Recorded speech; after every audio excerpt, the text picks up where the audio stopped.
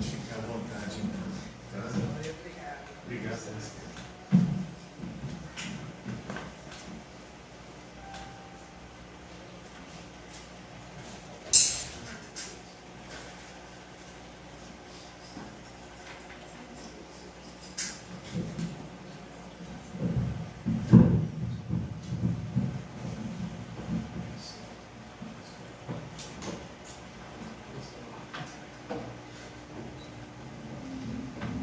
Boa noite a todos.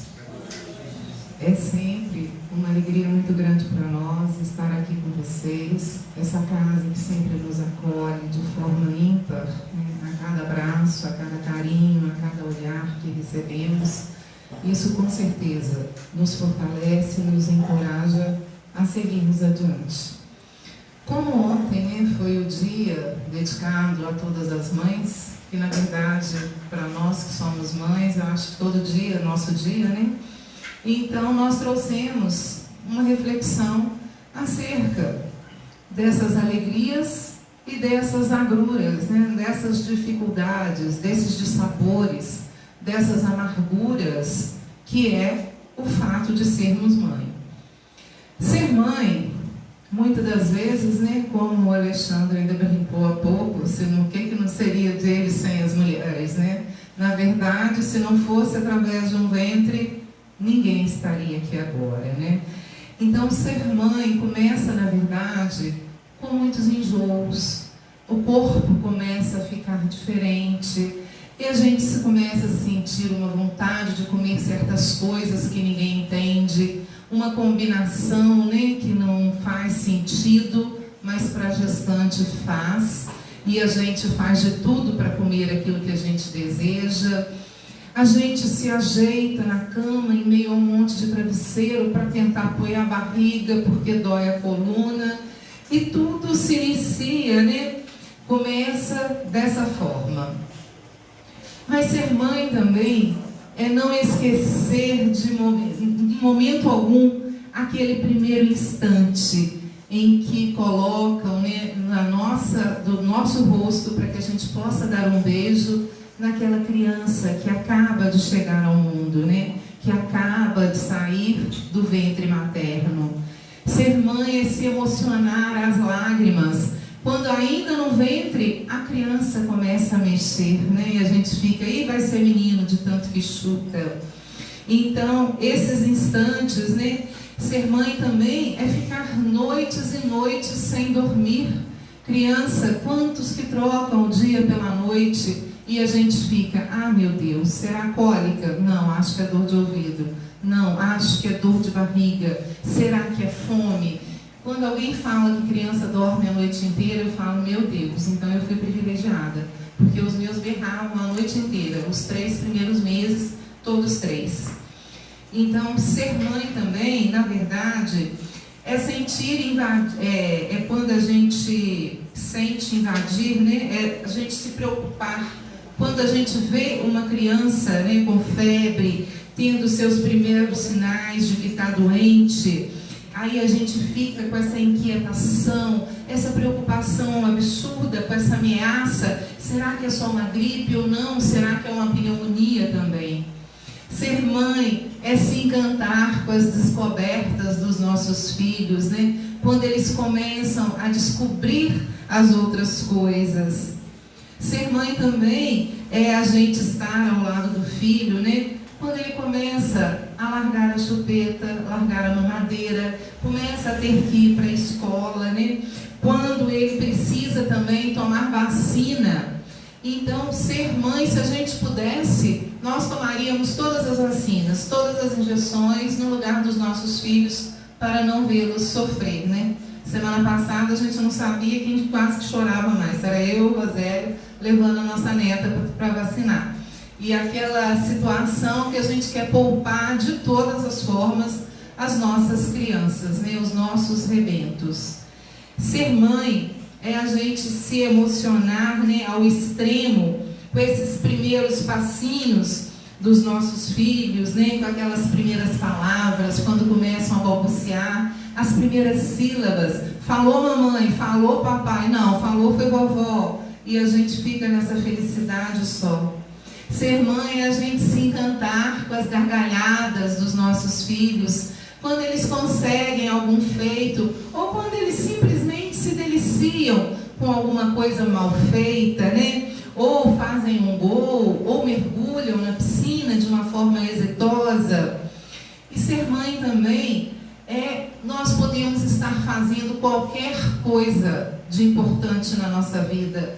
Podemos estar carregando os cristais mais finos e valiosos, mas quando a gente grita, ouve um grito, mãe, a gente joga tudo para o alto, a gente larga tudo e sai correndo desesperada para acudir uma criança que chama e clama pela mãe. Ser mãe também é quando a gente assiste os avanços, né, as conquistas, mas também as derrotas dos nossos filhos. E a gente está ali ao lado para ampará-lo, né, ou para comemorar as vitórias, ou então para ampará-los nas suas dificuldades. É estar pronto para ouvir as suas confidências. Ser mãe é quando a gente se depara com uma notícia no jornal e a gente logo pensa, meu Deus, e se isso acontecesse com meu filho? Lá em casa eles gozam de mim porque o grupo nosso da família chama Malu Clima Tempo, porque quando os meninos viajavam muito, né? Ele ouvia que tinha ameaça de chuva no Nordeste, eu ficava desesperada no grupo. Pelo amor de Deus, porque tá chuva forte aí. Então eles ficam morrendo de rir, porque se o outro estava para o lado de São Paulo, cuidado que tem chuva forte. Então só da gente ver uma notícia no jornal, a gente já fica desesperado pela condição dos nossos filhos. Ser mãe é sofrer ao ver que outras crianças estão morrendo de fome, que não têm do que se alimentar. Ser mãe, na verdade, é desejar sacrificar a própria vida para poder poupar outros filhos. A gente prefere, se algo tiver que acontecer a um filho, que seja conosco. Qual a mãe que nunca fez um pacto na beira de morte ao lado de um filho com Deus? Eu acredito que não exista. Todas nós fazemos isso. Quando nós temos um filho que está ali nas últimas, a gente tenta de qualquer forma, Senhor, me leva, mas deixa meu filho continuar vivo. Mas ser mãe também é querer estar viva para poder acompanhar as vitórias, as conquistas de todos eles. Ser mãe é estar pronta para ouvir o nosso filho, a nossa filha, contar sobre a primeira namorada, falar da primeira paixão, daquela sensação, né, ou dos encontros, ou das decepções, e os nossos filhos acharem que vão morrer de tanta dor por ter sido rejeitado. Ser mãe também é a gente, quando ouve um barulho de uma chave na porta, que direciona que o nosso filho está chegando em casa, isso soa para um coração de mãe como a mais sonora das melodias, porque é aquela certeza de que o nosso filho está chegando em casa de forma segura. Então, ser mãe é se inundar de gratidão por tudo que se recebe e também por tudo que aprendemos com os nossos filhos, pelo crescimento que ele nos proporciona, mas principalmente por toda a alegria tão profunda que ele nos fornece. E ser mãe, finalmente, né, é aguardar esse momento ímpar na vida da gente de sermos avó. Então, esse momento que renova as nossas etapas de emoção numa dimensão diferente de doçura e entendimento. Então, ser avó, eu acho que é ser uma mãe adocicada. É uma mãe que, de uma certa forma, ela tem toda a disponibilidade para a neta. Porque, geralmente, quando a gente tem os filhos, a gente está numa fase que precisa trabalhar muito. Agora, já quando vem os netos, a gente consegue selecionar, dar mais qualidade de vida ao nosso tempo. Então, a maternidade, na verdade, ela é uma dádiva. Ajudar um pequenino a desenvolver-se e a descobrir-se, tornando um adulto digno, é responsabilidade que Deus confere ao coração da mulher que se transforma em mãe. E isso independente se esse filho vem, né, do coração ou se ele vem de forma consanguínea. E toda mulher que se permite ser mãe da sua ou da carne alheia, descobre que o filho que depende do seu amor e da sua segurança que ela transmite é e sempre vai ser o melhor presente que Deus lhe deu.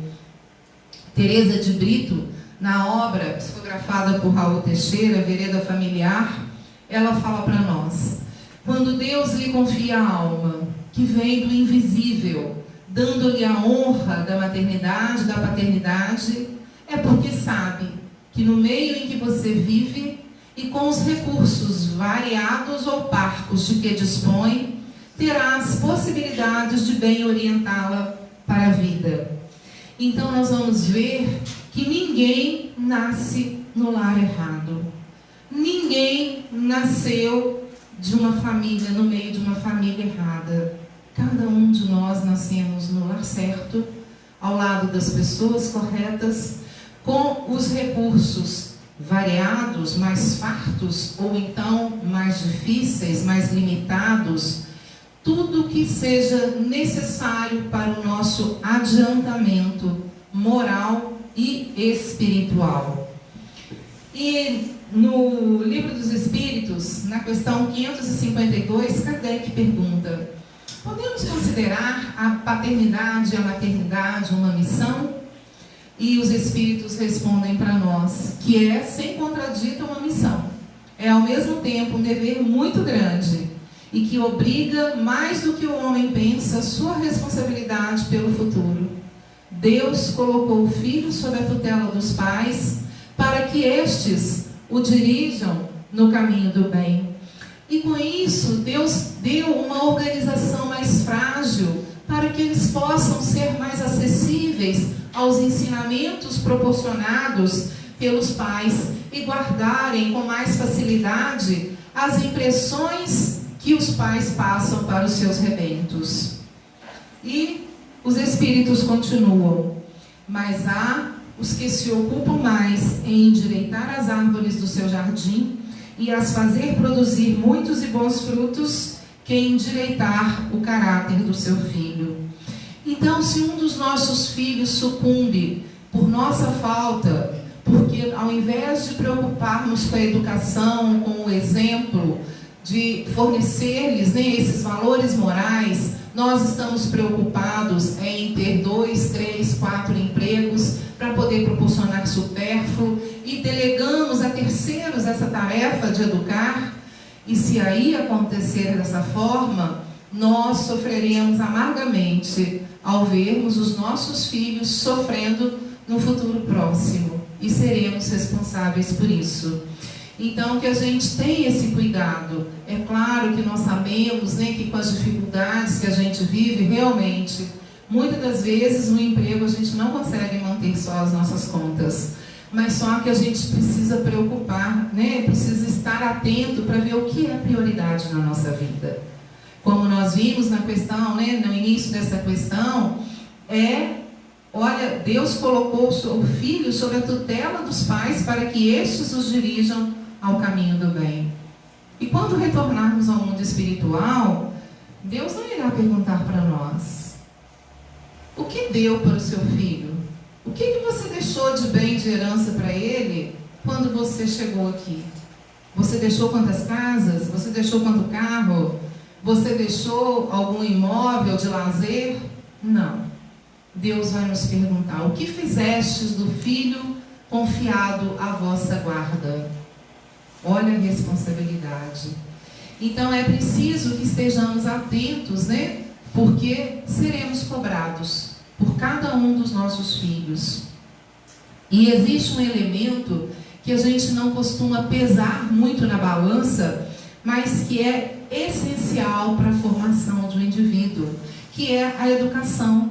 Mas quando a gente fala de educação, a gente não está falando daquela educação que a gente encontra nas escolas, né, do desenvolvimento do intelecto, porque essa a gente contrata os colégios, as escolas para proporcionar aos nossos filhos. Nós estamos nos referindo à educação moral, na arte de formar caracteres, a quem incute hábitos, porque a educação é o conjunto de hábitos adquiridos, é a arte do bem proceder. E na atualidade, existe uma preocupação muito grande da sociedade com o tema chamado família. Então nós vamos ver as próprias políticas públicas. Hoje, todas elas não estão focadas mais no indivíduo, mas na coletividade, estão focadas na família. Nós não falamos mais, né, em atendimento do indivíduo.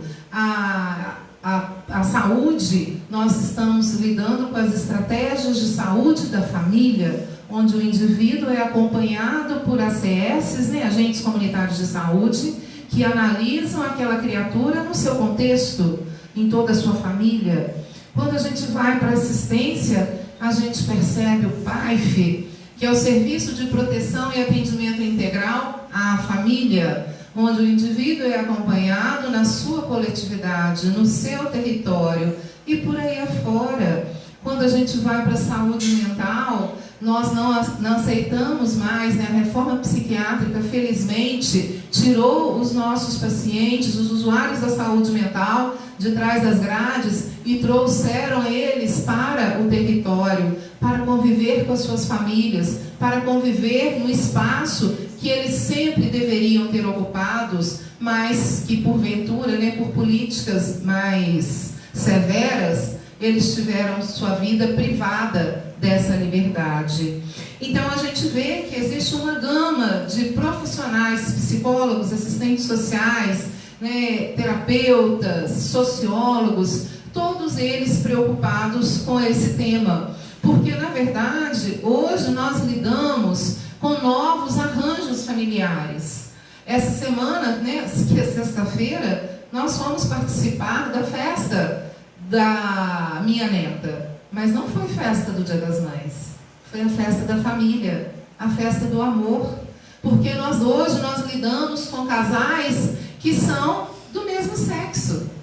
Então, como é que nós vamos comemorar o Dia das Mães se a criança foi às vezes, né, a criança tem 2 pais, na verdade.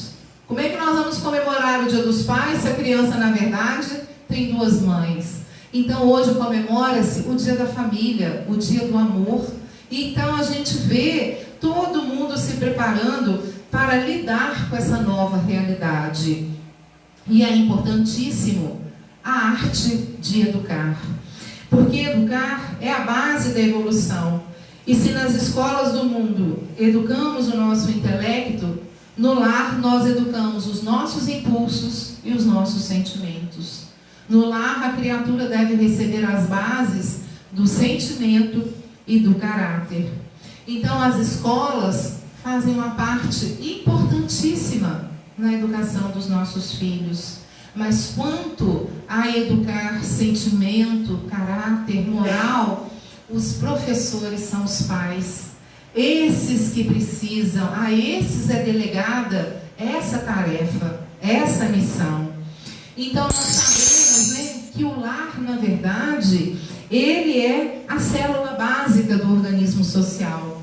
E se os nossos lares estiverem ruindo, automaticamente a nossa sociedade também estará ruindo. Então, né, o Lúcio dizia para nós que o lar, ele não é somente a moradia dos corpos, mas acima de tudo, ele é a residência das almas, de espíritos que se reencontram para dali traçarem uma nova proposta de vida, um novo projeto de vida, onde eles possam se harmonizar, onde eles possam reparar e buscar redimir os seus equívocos de outrora. Então, lares equilibrados, consequentemente, uma sociedade equilibrada. E qual seria o papel do lar na renovação da humanidade?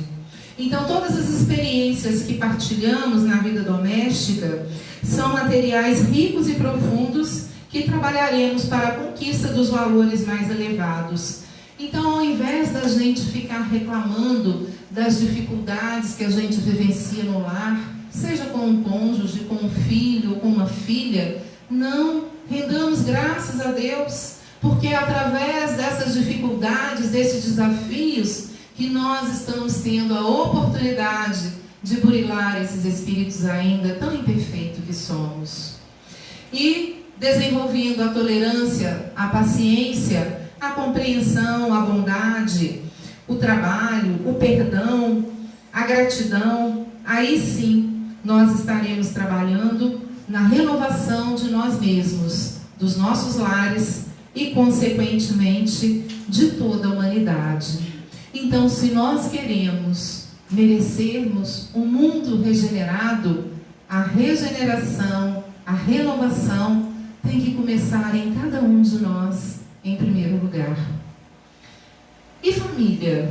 Será que existe, né, uma família ideal, uma família perfeita, né? Então, será que existe isso? Nós sabemos que, na verdade, uma família de verdade será aquela onde houver a luta, a disposição e o ideal renovador. Nós não podemos esquecer que no ambiente familiar vamos encontrar diversas criaturas em processo de melhoria, carregando cada um clima de diversas experiências. Então, Chico Xavier, ele tem uma mensagem intitulada Escola, que ele fala para nós: a terra que te acolhe é uma escola de Deus. O grupo que nascestes é um núcleo de lições. O parente difícil é matéria de ensino. Desgostos são problemas e as provações são aulas. As mudanças e as crises são épocas de exame. Ama, trabalha, serve e aprenderás com Deus.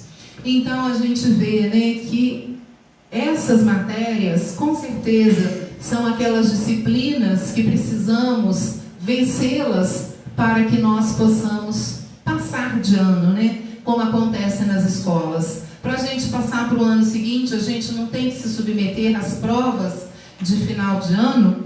Então, uma família, né, ideal será onde houver equilíbrio, aceitação às provas, amor sem relaxamento, afetos sublimados, energia sem violência, desafetos em reconciliação, disciplina estimulante, amadurecimento, alegria ponderada, renovação, amizade e compreensão.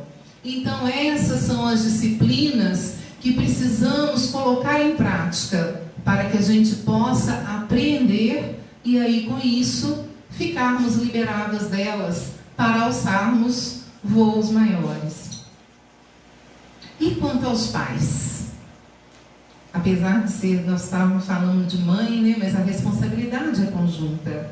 Os pais devem firmar um incessante combate às ervas daninhas das imperfeições, plantando as boas sementes das virtudes no coração dos filhos, para que elas germinem hoje ou no futuro, abrindo a eles a porta da renovação e do aperfeiçoamento moral. Então, gente, todas aquelas palavras benditas, todos aqueles exemplos nobres, tudo aquilo que for de bom, de proveitoso, os filhos vão aprender. Às vezes, muitos, não no momento que a gente gostaria, mas no momento que ele tem condição de assimilar aquele ensinamento. Então, a família é esse local que nós precisamos estar atentos.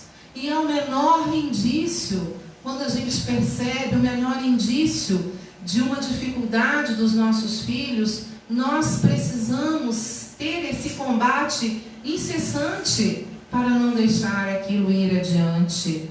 E os pais precisam estar muito atentos também, porque é muito mais importante do que a gente ficar chamando a atenção dos nossos filhos, buscando corrigi-los através das nossas palavras, é dando o nosso exemplo. De que adianta a gente falar para os filhos: não bebem, e a gente bebe. Não fumem, e a gente fuma. Não mintam, e se toca a campainha, se for para mim, fala que eu não estou em casa. Então a gente precisa ter muita responsabilidade, porque os nossos exemplos valem muito mais do que as nossas palavras. E as mães, né, os pais, enfrentam diversas etapas, né? E a primeira delas é a infância, que é uma fase, né, da inocência, da candura, da simplicidade, da fragilidade. Então, a principal tarefa da fase da infância é exatamente a educação. Então, o período infantil é o mais sério e o mais propício à assimilação dos princípios educativos, pois estão mais dóceis e maleáveis às impressões que recebem dos pais. Então, a criança, nessa fase, ela é mais suscetível para que a gente possa passar valores que realmente precisam ser edificados junto àquele espírito.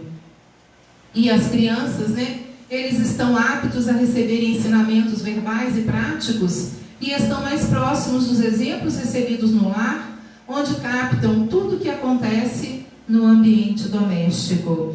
Então, gente, a criança, ela é uma caixinha de surpresa e precisamos estar atentos. Precisamos corrigi-los desde cedo. E o que acontece? É muito comum a gente ver pais, quando vê um filho fazendo uma pirraça, vê um filho fazendo algo errado, os pais morrem de rir. Ah, meu Deus, que gracinha, é novinho ainda. Então, a gente precisa ter muito cuidado com isso. Porque, como nós vimos, né, lá do Livro dos Espíritos, Deus confiou a tutela dos filhos a nós, e nós responderemos sobre isso. Uma outra fase que é bastante relevante, né, é a adolescência, que é o período que vai desde a puberdade até a fase adulta. O ECA, né, o Estatuto da Criança e do Adolescente, ele fala para nós que essa fase é de 12 a 18 anos. Então, na verdade, essa fase caracteriza-se da passagem da infância para a fase adulta. Mas é uma fase que traz inúmeras transformações, não só biológicas, mas também psicológicas e sociais. Então, é uma fase de transformação crescente da personalidade, liberando todas as tendências, instintos, gostos, desejos, ideais, sentimentos, vícios e virtudes. Nessa fase, o espírito começa a pôr as manguinhas de fora. E aquelas tendências lá de trás, de vidas pretéritas, vêm à tona. Por isso que precisamos ter o cuidado de arrancar as ervas daninhas no período da infância. Porque quando chega na adolescência, a situação complica. Porque é muito comum nesse período essa expansão de emoções, a instabilidade emocional, períodos de revolta, introspecção, meditação, exaltação, um imenso vigor e vitalidade, despertar da sexualidade. E aí surgem agora, né, com essa questão de identidade de gênero, as inúmeras dúvidas, os conflitos e uma alteração brusca na maneira de ver e conduzir a própria vida. Então, precisamos estar ao lado dos nossos filhos, conversar com eles, buscarmos sermos amigos. Nós, enquanto saúde mental, nunca tivemos uma demanda tão grande de adolescentes como no momento atual. Os jovens se automutilando, outros com ideações suicidas. Nós nunca tivemos tanta demanda como no momento atual. Fantástico, na semana passada, relatou 2 episódios, um do Nordeste e o outro de São Paulo, onde uma turma, uma escola, teve um surto de ansiedade coletivo. Começou com 10, daqui a pouco eram 60 alunos, todos, né, desmaiados no chão. Foram preciso 5 unidades do SAMU para atender. E já uma outra escola em São Paulo, 9 se cortaram, né, cortaram os pulsos. Então, é um período que a gente precisa de ter uma atenção redobrada, e uma doação de amor triplicada para poder acolher, para poder entender esses nossos jovens, esses nossos rebentos. Existe uma situação que preocupa muito, que é a relação pais, filhos e violência. Como nós falamos ainda atrás, o lar é uma mini sociedade, né? Lares equilibrados, sociedade equilibrada. E sabemos também que violência gera violência. Então, vai depender de nós. O que nós queremos para o nosso lar? Eu quero um lar onde reine a paz, a harmonia, ou onde reine o ódio e a disputa? O que eu quero para minha casa? Eu quero o perdão ou eu quero o crime? O que eu quero? A corrupção ou eu quero uma vida digna? Então nós escolhemos o que vamos fazer prevalecer no nosso lar. Muitos pais, ao invés de combaterem a agressividade dos filhos, estimulam a competição, a rivalidade e as reações às ofensas recebidas. Quantas vezes a gente escuta, né, pais falarem assim: lá em casa eu falo com meu filho, se apanhar na escola, chega em casa, apanha também. Contando uma vantagem danada. Lê do engano. Como nós falamos, violência gera violência. E o que o Cristo veio nos ensinar? Que a gente deve perdoar não apenas 7 vezes, mas 70 vezes 7. Então nós precisamos incentivar os nossos filhos ao perdão, à tolerância, à paciência, à compreensão e o diálogo, e não à violência. Jesus, em casa de Pedro, ele disse para nós: se não aprendermos a viver em paz entre 4 paredes, como aguardar a paz e a harmonia entre as nações? Um dos grandes desafios que os pais estão enfrentando agora, no momento, são as drogas.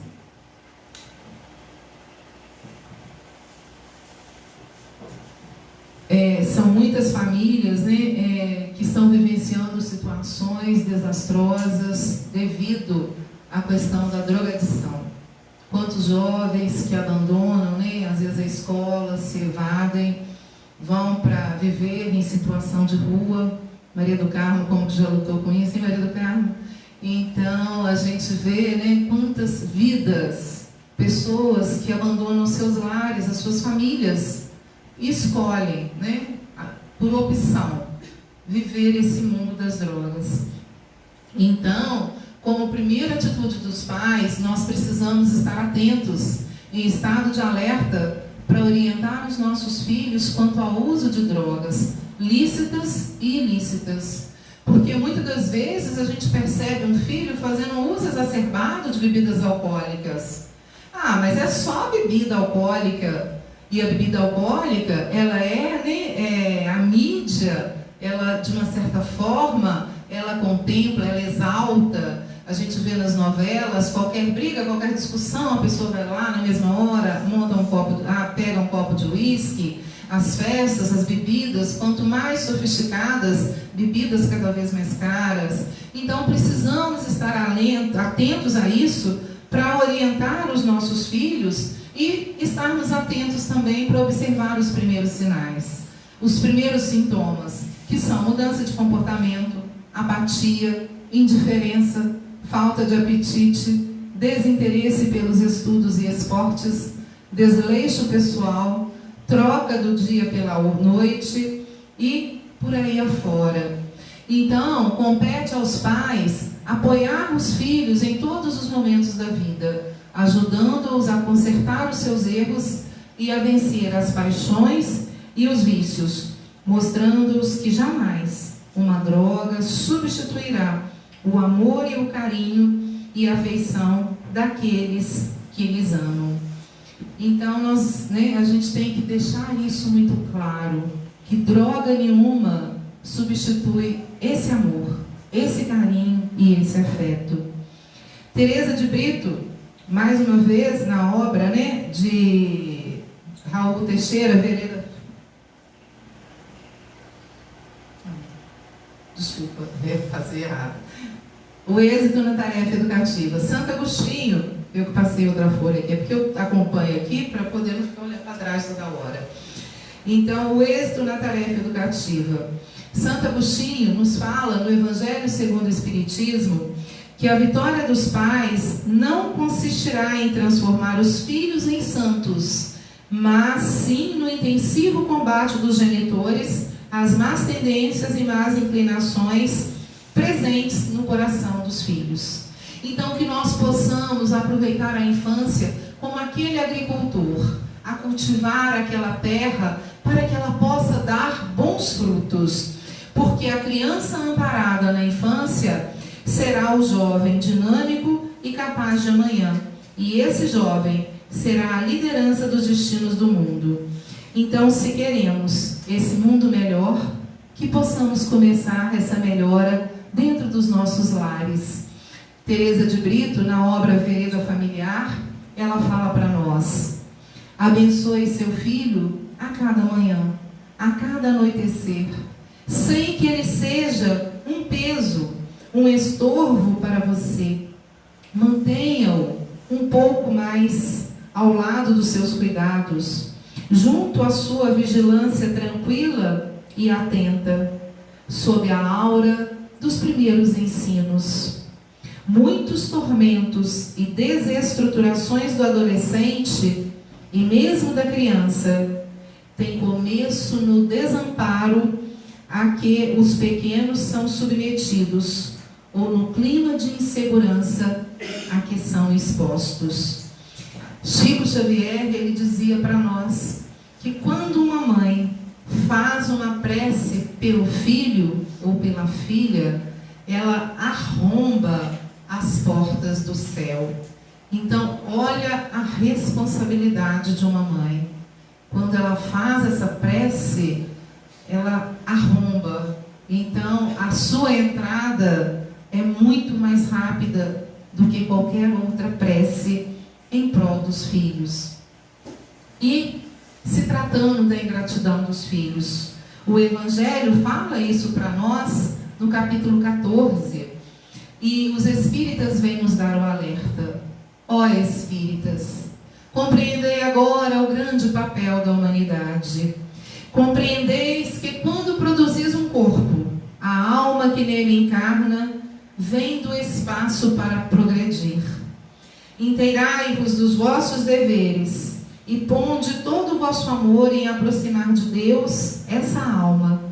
Tal a missão a que vos está confiada e cuja recompensa recebereis se fielmente a cumprirdes. Então, os nossos cuidados, a educação que damos aos nossos filhos é o que vão garantir o seu bem-estar futuro.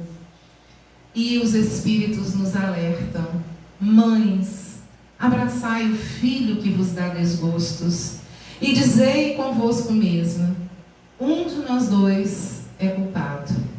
Fazei-vos merecedoras dos gozos divinos que Deus conjugou à maternidade, ensinando aos vossos filhos que eles estão na terra para se aperfeiçoar, amar e bendizer. Então, gente, Deus não coloca fardos pesados em ombros leves. Aquele filho que às vezes nos causa dissabores, agruras, deixa o nosso coração atormentado, com certeza, ele está também a caminho da luz. Nem todos progridem ao mesmo tempo. E nós precisamos, por isso, estudar desde pequena aquela criancinha, as suas más tendências, os seus defeitos, para que ela não venha a levar consigo essas más tendências e más inclinações para a fase adulta. E Santo Agostinho também no Evangelho, ele fala para nós: quando os pais hão feito tudo o que devem pelo adiantamento moral de seus filhos e não alcançam êxito, não têm que se inculpar a si mesmos e podem conservar tranquila a consciência. A esses pais, Deus reserva grande e imensa consolação, na certeza de que no futuro próximo eles conseguirão dar continuidade à obra agora começada. E aqueles filhos ingratos que aqui não souberam dar valor a todo o amor, todo o carinho, toda a dedicação que receberam, em vidas futuras delegarão a esses pais todo o seu amor e toda a sua ternura, como gratidão por tudo que eles fizeram por ele. E nós trouxemos uma mensagem da Sandra Nanenberg para todas as mães. Quando minha mãe disse, já eu entendo. Essa tão grande, mas tão grande que parece que o nosso peito vai explodir. Quase dói, né? Eu entendo que a gente vai várias vezes no quarto do filho para ver se ele está respirando ali enquanto dorme. Estou montando vendo. Saiu uma coisa, aí agora virou. Aí põe o tomate. Se não tiver dado, deixa eu falar. Não, bom, tem a tá mensagem ali. Eu tenho ela escrita. Deixa eu tentar. Inclusive, essa está aqui um pouquinho.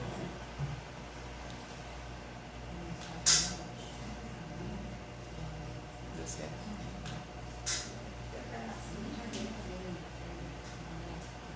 Aqui, então. Olha lá, olha o cantinho. As alegrias e agruras de ser mãe. Não, é porque ela está aqui, ó. As alegrias e agruras de ser mãe. Aí, é. Tem o seu PDF, não? É. Mas cadê a mensagem? Lá na última. Você vai descendo. Aí lá no cantinho de lá. Sim. Direito, mais pra Ser cima. mãe. Não está dando para ouvir. Não está dando para ouvir. Não. Pode deixar. Então, deixa a imagem dela aí que eu falo o que ela está falando para vocês. É, agora? Agora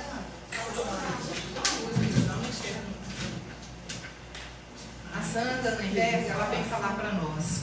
Eu me lembro bem quando minha mãe me disse: um dia, minha filha, você vai me entender.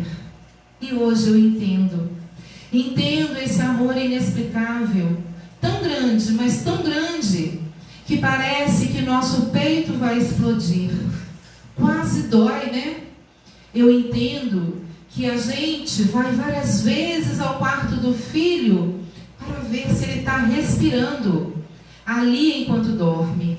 E que mesmo depois de uma noite mal dormida, ou às vezes até nem dormida, no dia seguinte a gente é capaz de trabalhar e aguentar o dia todo, mesmo se sentindo um zumbi, porque o filho acordou sorrindo. Aliás, o sorriso do filho é tudo, não é mesmo, gente? A gente só quer que eles sejam felizes. É tão simples, né? Quando eles ficam doentes, queríamos que fosse com a gente. Tentamos protegê-los de tudo, do mundo. Eles não vêm com bula e nem tem manual de primeira viagem para as mães de primeira vez.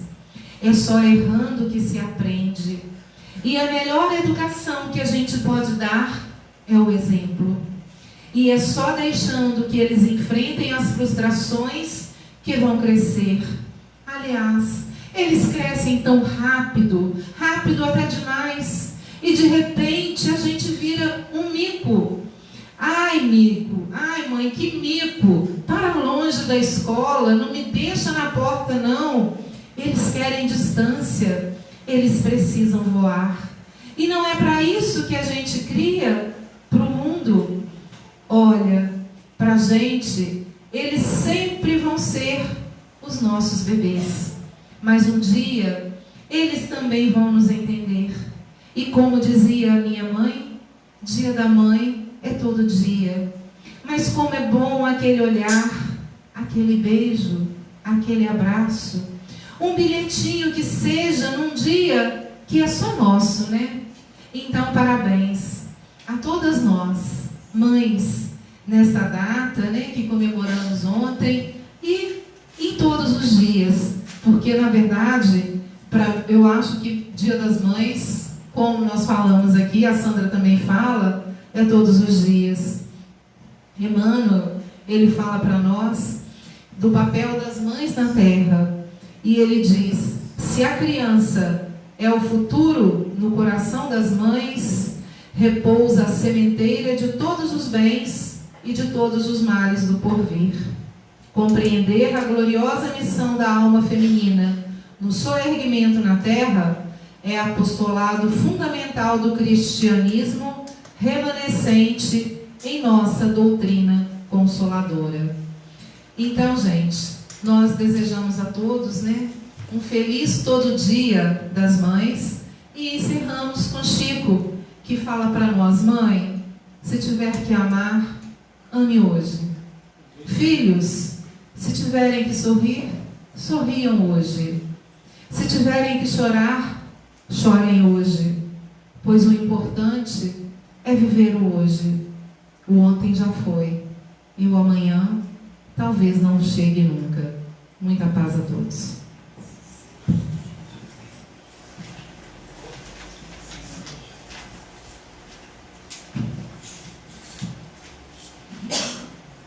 Pega o nós aí, Alexandre, por favor. Obrigado. Nosso muito obrigado, Ana Carla. Belíssima mensagem do Dia das Mães. É importantíssimo a gente saber que os filhos que estão conosco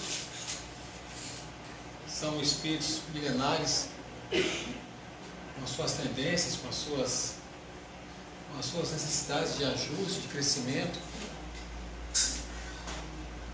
E por isso, às vezes, uma diferença, onde tem a mesma criação entre 2, 3 filhos, um se apresenta de uma maneira totalmente diferente. E lembrar que são espíritos que vêm para conviver conosco, para nos ensinar, para nos auxiliar, para aprender, para resgatar. Por isso a diferença. Nós pais podemos ensinar, aliás, a escola pode ensinar sim o intelectual, mas a função de ensinar o moral é nossa. Então, que nós possamos moldar os nossos filhos da melhor maneira possível, através do exemplo, para que eles sejam pessoas de bem no futuro. A gente vai passar agora para o trabalho de passe, que vocês possam fechar os seus olhos, fazer a sua introspecção, os seus pedidos, os agradecimentos, agradecer pela oportunidade da vida, do corpo físico perfeito, de estarmos aqui mais uma vez recebendo essa mensagem que tanto nos esclarece, que tanto nos impulsiona a busca da reforma, a melhorar as nossas más inclinações, para que nós consigamos, nesse instante, fazer essa ligação com o nosso mentor espiritual, agradecendo por tudo e pedindo para que ele nos reequilibre, nos permita as boas vibrações, abençoe os nossos lares, os nossos ambientes de trabalho, e esteja ao nosso lado sempre. Queria pedir aos médiuns que trabalham com passe para nos ajudar nesse instante.